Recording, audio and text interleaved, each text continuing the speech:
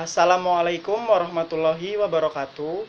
Kami dari kelompok 1 yang beranggotakan Zidan Syafrinaldi, Nisa Novianti, Khairul Anam, saya sendiri, dan Anisya Rahma akan menjelaskan materi auditing 2 bab 19 yang berjudul menyelesaikan pengujian dalam siklus akuisisi dan pembayaran verifikasi akun terpilih.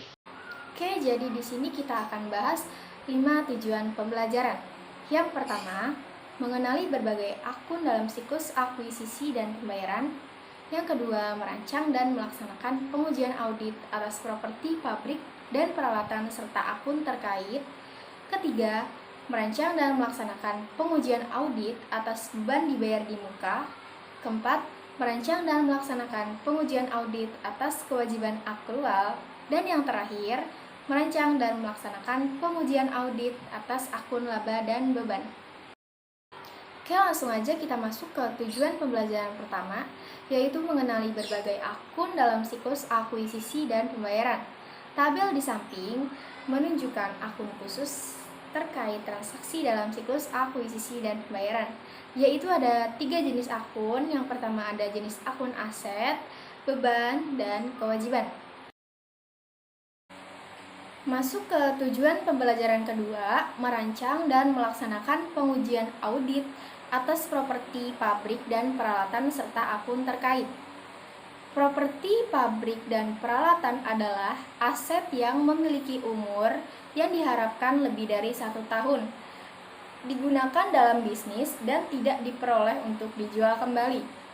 Tujuan penggunaan aset itu sebagai bagian dari operasi bisnis klien dan umur yang diharapkan lebih dari 1 tahun. Dalam merancang dan melaksanakan pengujian audit atas properti, diperlukan catatan utama, yaitu file induk aset tetap.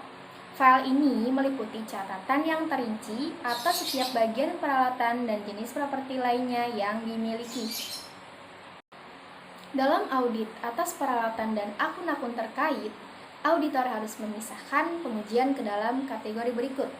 Yang pertama, melaksanakan prosedur analitis, di mana auditor menilai apakah ada kemungkinan salah saji yang material dalam beban penyusutan dan akumulasi penyusutan. Yang kedua, memverifikasi akuisisi tahun berjalan. Auditor memastikan apakah perusahaan sudah mencatat penambahan akun aset selama tahun berjalan dengan benar. Yang ketiga, memverifikasi pelepasan atau pengembangan tahun berjalan. Auditor mengumpulkan bukti yang cukup bahwa semua pelepasan telah dicatat pada jumlah yang benar. Yang keempat, memverifikasi saldo akhir akun aset. Auditor memastikan semua peralatan yang tercatat ada secara fisik pada tanggal neraca. Yang kelima, memverifikasi beban penyusutan. Auditor memastikan keakuratan dan fokus pada penentuan apakah klien mengikuti kebijakan penyusutan yang konsisten dari periode ke periode. Terakhir, memverifikasi saldo akhir akumulasi penyusutan, di mana auditor memastikan saldo akumulasi penyusutan pada file induk aset tetap sama besarnya atau tidak dengan buku besar. Tujuan pembelajaran yang ketiga, merancang dan melaksanakan pengujian audit atas beban dibayar di muka, beban dibayar di muka, beban yang ditangguhkan, dan aset tidak berwujud adalah aset yang umurnya bervariasi, dari beberapa bulan hingga beberapa tahun. Hal tersebut termasuk 1. Sewa dibayar di muka, yaitu sewa yang dibayar di awal, tetapi kita belum merasakan manfaatnya, seperti membayar sewa kos. Yang kedua, biaya organisasi, yaitu biaya yang digunakan untuk perizinan usaha. Yang ketiga, pajak dibayar di muka. Yang keempat, paten. Yang kelima, asuransi dibayar di muka. Yang keenam, merek dagang. Yang ketujuh, beban yang ditangguhkan. 8. Hak cipta. 9. Goodwill. Dalam pembahasan berikut, contoh audit atas asuransi dibayar di muka akan digunakan sebagai representatif akun kelompok ini karena 1. Asuransi dibayar di muka ditemukan pada sebagian besar audit hampir semua perusahaan memiliki beberapa jenis asuransi. 2. Masalah yang umumnya dihadapi dalam audit asuransi dibayar di muka merupakan hal yang umum bagi kelas akun ini. Yang ketiga, tanggung jawab auditor untuk mereview cakupan asuransi merupakan pertimbangan tambahan yang tidak ditemukan pada akun lainnya dalam kategori ini. Selama proses audit asuransi dibayar di muka dan beban asuransi, auditor harus mengingat bahwa jumlah beban asuransi merupakan nilai residu. Satu-satunya pengujian atas saldo akun beban yang umumnya diperlukan mencakup prosedur analitis dan pengujian untuk memastikan bahwa semua pembebanan ke beban asuransi berasal dari kredit asuransi dibayar di muka. Saldo awal dan akhir asuransi dibayar di muka kadang-kadang tidak material dan seringkali ada beberapa transaksi yang didebet dan dikredit ke saldo selama tahun bersangkutan, di mana sebagian berjumlah kecil dan mudah dipahami. Yang selanjutnya, tujuan keempat yaitu merancang dan melaksanakan pengujian audit atas kewajiban akrual. Kewajiban akrual merupakan kewajiban di masa depan atas jasa yang belum dibayar akibat berlalunya waktu, tetapi belum dibayarkan pada tanggal neraca.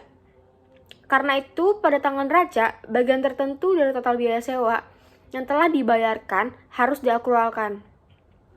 Kewajiban yang serupa lainnya itu ada beberapa.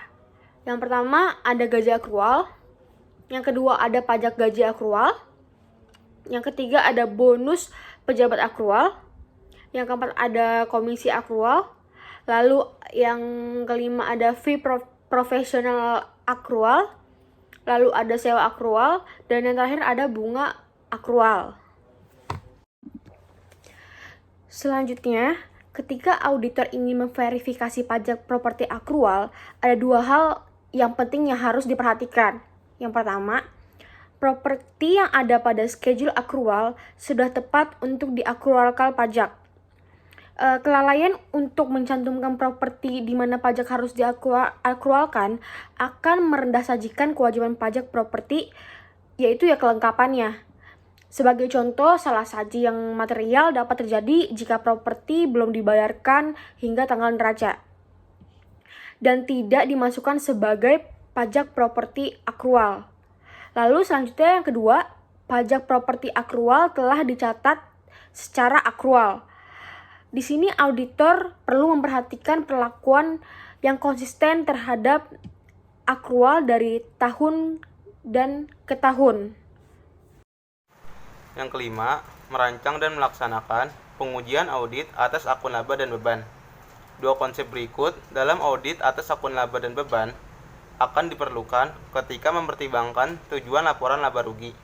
Yang pertama, penandingan laba dan beban periodik diperlukan untuk menentukan hasil operasi yang tepat.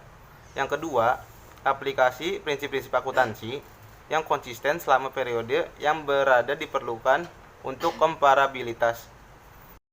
Kemudian, bagian audit yang secara langsung mempengaruhi akun-akun tersebut adalah: yang pertama, ada prosedur analitis.